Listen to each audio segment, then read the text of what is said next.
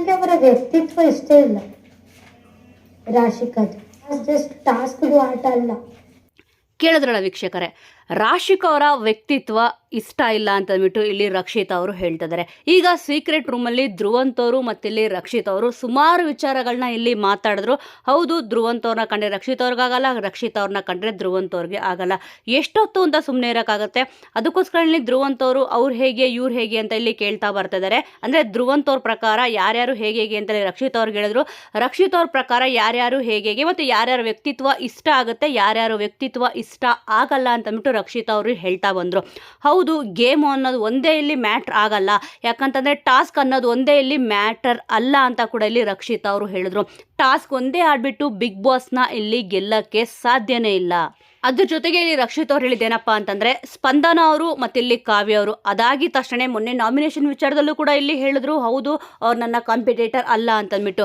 ಈಗ ನೆಕ್ಸ್ಟು ಇಲ್ಲಿ ರಕ್ಷಿತ್ ಅವ್ರಿಗೆ ಒಂದು ನಾಮಿನೇಷನ್ ಅಂತ ಬಂದಾಗ ನೆಕ್ಸ್ಟು ನಾನು ಹೇಳೋದು ಇಲ್ಲಿ ರಾಶಿಕಾ ಅವ್ರ ಹೆಸರನ್ನ ಅಂತ ಇಲ್ಲಿ ರಕ್ಷಿತ್ ಅವರು ಹೇಳ್ತಿದ್ದಾರೆ. ಅಂದರೆ ಕಾವ್ಯ ಅವ್ರನ್ನ ನಾಮಿನೇಟ್ ಮಾಡಿದ್ದಾಯಿತು, ನೆಕ್ಸ್ಟ್ ಇಲ್ಲಿ ಸ್ಪಂದನ ಅವ್ರು ಕೂಡ ಆಯಿತು, ನೆಕ್ಸ್ಟ್ ಇಲ್ಲಿ ನನ್ನ ಮೈಂಡಲ್ಲಿ ಇಲ್ಲಿ ಇರೋದು ಇಲ್ಲಿ ರಾಶಿಕಾ ಅವರು ಅಂತ ಇಲ್ಲಿ ಹೇಳ್ತಿದ್ದಾರೆ. ಅಂದರೆ ಅವ್ರ ವ್ಯಕ್ತಿತ್ವ ಇಲ್ಲಿ ಇಷ್ಟ ಆಗಿಲ್ಲ.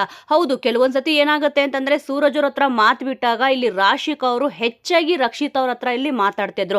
ಇವನ್ ಸೂರಜ್ ಅವರು ಕೂಡ ಇಲ್ಲಿ ಅಷ್ಟೇ ರಾಶಿಕಾ ಅವ್ರ ಹತ್ರ ಮಾತಾಡ್ತಿರ್ಲಿಲ್ಲ.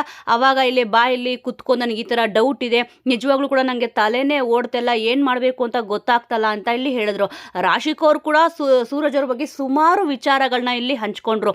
ಆದರೆ ಬಿಗ್ ಬಾಸ್ ಮನೆಯಿಂದ ಯಾರು ಹೊರಗಡೆ ಹೋಗಬೇಕು ಅಂತ ಕೇಳಿದಾಗ ಮತ್ತೆ ಇಲ್ಲಿ ರಕ್ಷಿತಾ ಆಡ್ತಿರೋ ಆಟ ಇಲ್ಲಿ ಇಷ್ಟ ಆಗ್ತಲ್ಲ ಅಂತ ರಾಶಿಕಾ ಅವ್ರು ಕೂಡ ಇಲ್ಲಿ ಹೇಳಿದ್ರು. ಅದಕ್ಕೋಸ್ಕರನೇ ಇಲ್ಲಿ ರಕ್ಷಿತಾ ಅವ್ರಿಗೆ ರಾಶಿಕಾ ಅವರ ವ್ಯಕ್ತಿತ್ವ ಇಷ್ಟ ಆಗ್ತಲ್ಲ.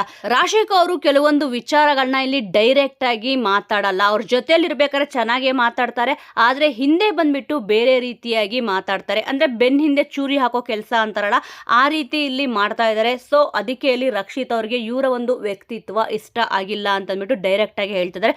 ವೀಕ್ಷಕರೇ, ಈ ಒಂದು ವಿಚಾರದ ಬಗ್ಗೆ ನಿಮಗೆ ಏನನ್ಸುತ್ತೆ? ಇಲ್ಲಿ ರಕ್ಷಿತಾ ಅವ್ರು ಹೇಳಿದ್ದು ಕರೆಕ್ಟ್ ಆಗಿತ್ತಾ ಅಥವಾ ತಪ್ಪಾಗಿತ್ತಾ? ಇಲ್ಲಿ ರಾಶಿಕಾ ಅವ್ರು ಬೆಟರ್ ಅನ್ಸುತ್ತಾ, ರಕ್ಷಿತಾ ಅವರು ಬೆಸ್ಟ್ ಅನ್ಸುತ್ತಾ ಅನ್ನೋದ್ರ ಬಗ್ಗೆ ಮಿಸ್ ಮಾಡದೆ ಕಮೆಂಟ್ ಮೂಲಕ ತಿಳಿಸಿ. ಮುಂದಿನ ವಿಡಿಯೋದೊಂದಿಗೆ ಮತ್ತೆ ಸಿಗೋಣ.